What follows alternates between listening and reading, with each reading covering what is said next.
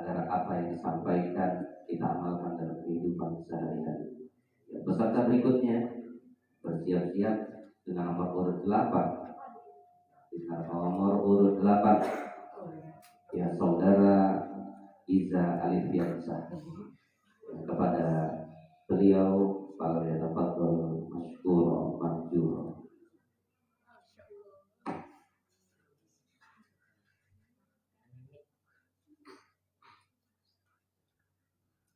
Silakan dipasang sendiri ya.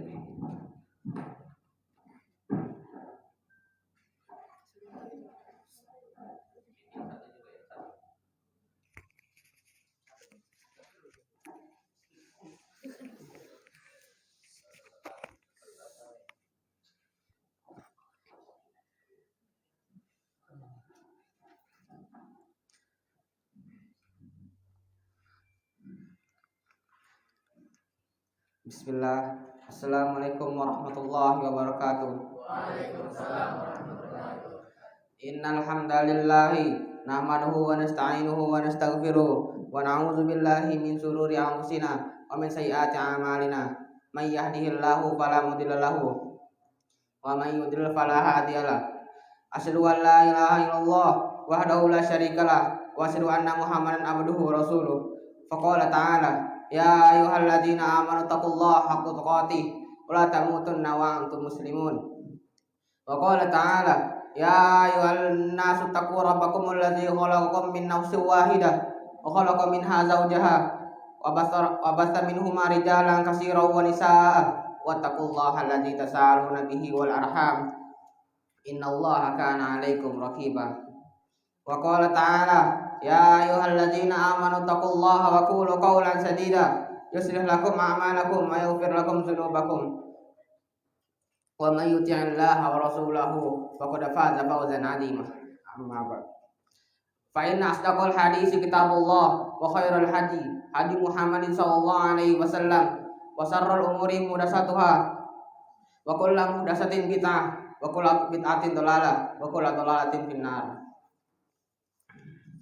Alhamdulillah, segala puji bagi Allah tabaraka wa taala atas limpahan rahmat dan karunia-Nya sehingga kita bisa hadir di majelis yang mulia ini.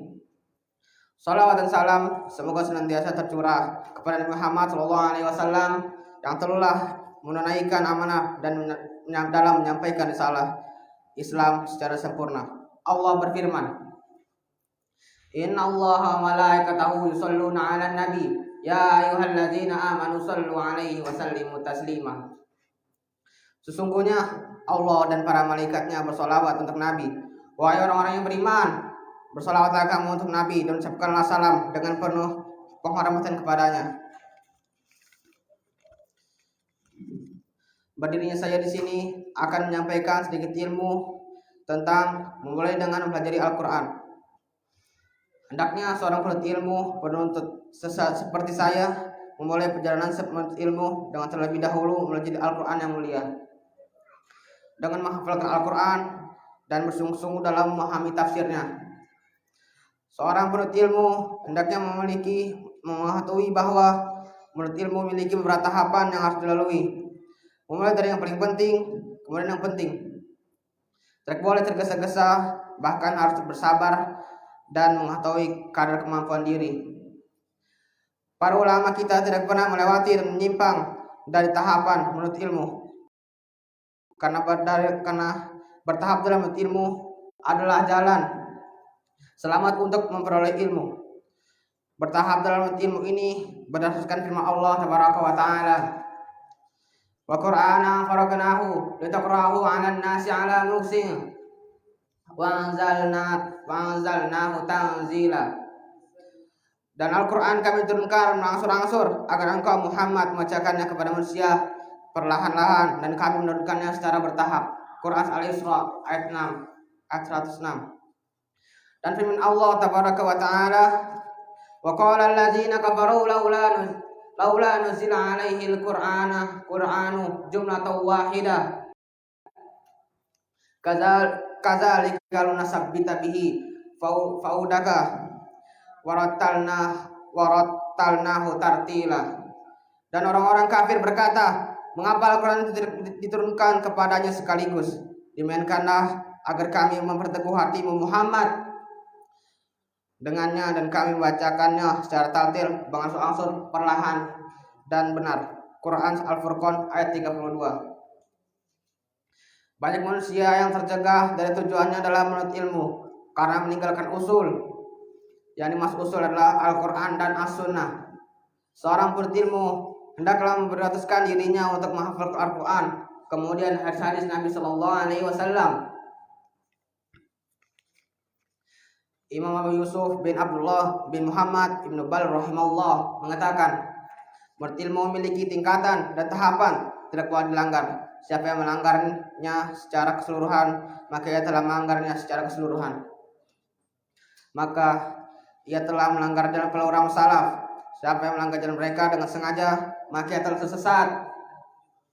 Dan siapa yang melanggarnya lantaran ijtihadnya, maka ia telah tergincir.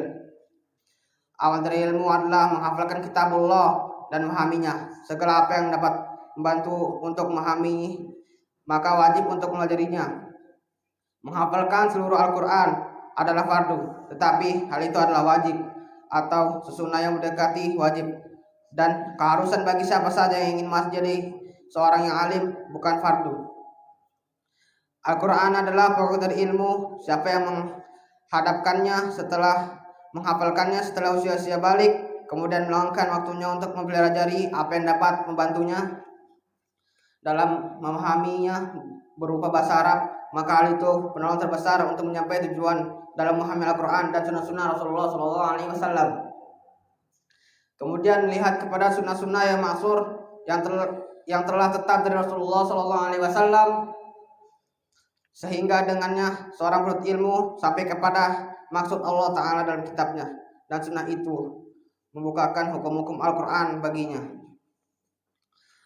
Yuballighi syahidu minkumul ghaibah. Hendaklah orang yang hadir di antara kalian menyampaikan kepada orang yang tidak hadir. Ittaqillaha haitsu ma kunta wa asbi sayyi'ata hasanatal tamuha wa khaliqin nasa bi khuluqin hasanin. Innallaha yuhibbul ba'da taqiyyal ghaniyya khafiyah wa akhiru da'wana alhamdulillahi rabbil alamin. Dan akhir seruan kami ialah segala puji bagi Allah Rabbul Alam. Subhanakallahumma bihamdika asyhadu an la ilaha illa anta astaghfiruka wa atubu ilaik. Assalamualaikum warahmatullahi wabarakatuh.